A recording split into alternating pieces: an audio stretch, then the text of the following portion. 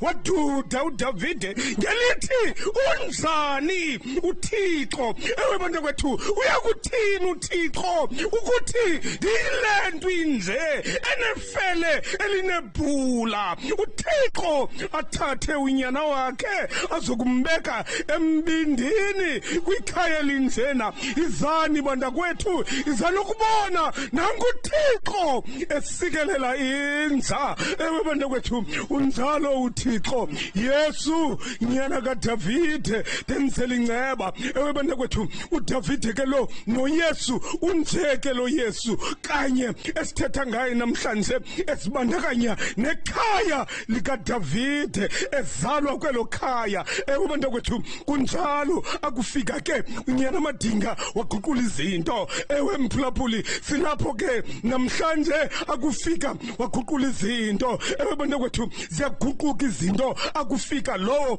unamandla okuguqula izinto. Ewe bantu kwethu noba ikhaya lakho belisaziwa linjani na akufika namandla ziyaguquka izinto. Ewe bantu kwethu nathi zolo besingeyiyo lento esiyo namhlanje kodwa ngethamsanqa kwafika namandla zaguquka izinto. Ewe bantu kwethu kuyilonto mphulaphuli sifuna ukuthi kuwe kulungile.